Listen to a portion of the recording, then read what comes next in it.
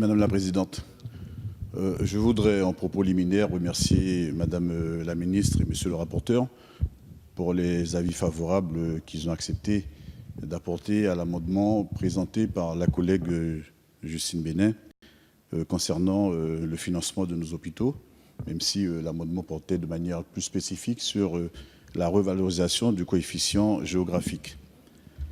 Je voudrais cependant rappeler à quel point le délai de 1 an pour la production de ce rapport me paraît très long, excessivement long.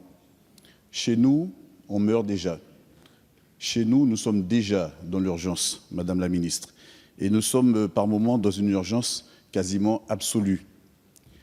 Je crois qu'on ne peut plus attendre, et ma crainte serait que l'on continue à mourir en silence, simplement parce que cette question relative à la revalorisation du coefficient géographique ne date pas d'aujourd'hui. On en parle depuis très longtemps.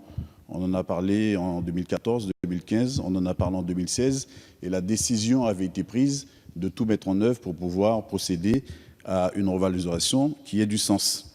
Je vous rappelle, Madame la Ministre, qu'au Sénat, le 15 mars 2018, et je reprends vos propres mots, vous avez dit avoir souhaité inscrire au sein de la stratégie nationale de santé des dispositions spécifiques au département d'outre-mer, avec pour objectif de mieux prendre en compte les problématiques sanitaires de ces territoires, d'y apporter des réponses adaptées et de renforcer la qualité des soins.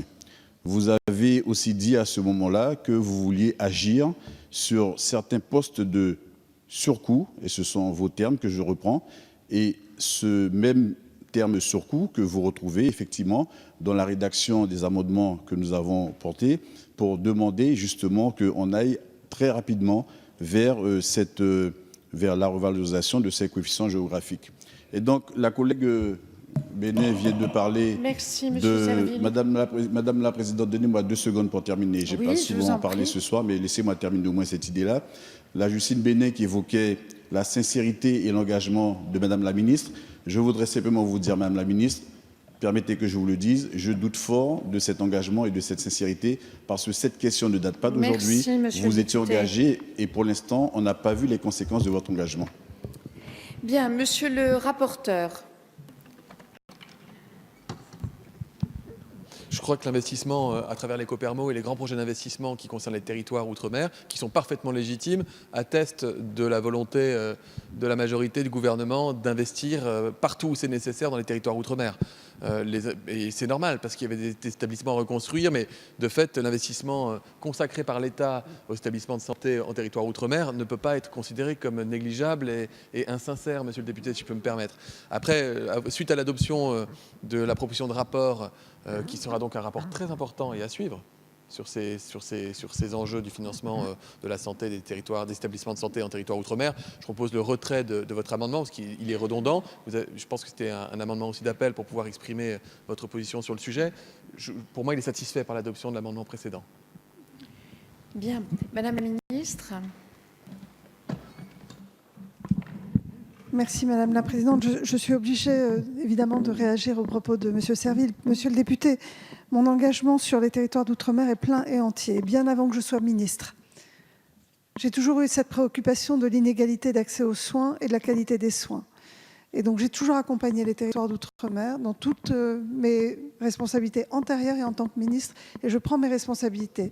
Les aides en trésorerie, les investissements faits aujourd'hui sont hors normes pour les Outre-mer.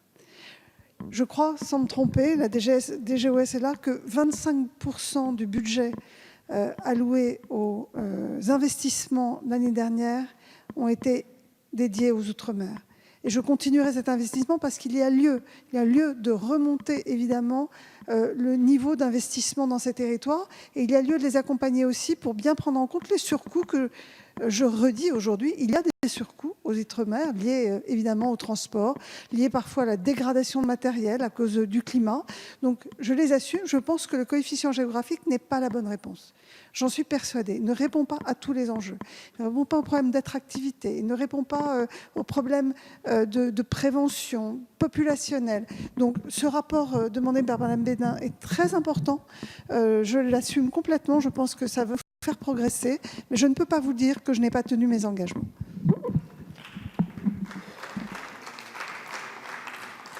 Merci Madame la Ministre. Monsieur Serville. Puis Merci, Madame Barrette. Madame la Présidente. Pour l'histoire, je vais maintenir cet amendement.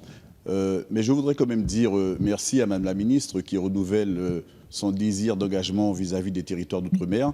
Alors, elle a peut-être la malchance de supporter un fardeau qui n'est pas le sien, mais je pense que les efforts qui ont été faits, Madame la Ministre, il a reconnaître, n'étaient là que pour compenser le très lourd retard que nous avons accumulé pendant des décennies. Et ce n'est pas de votre faute si ce retard a été constaté et s'il a fallu effectivement y apporter quelques éléments de réponse.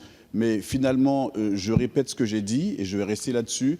Il est trop tard quasiment pour agir et le délai de 1 an que nous nous sommes fixés pour aller vers la production de ce rapport me paraît vraiment trop excessif et j'aurais aimé qu'on le ramène à quelque chose de beaucoup plus conséquent qui fasse confiance à nos populations respectives.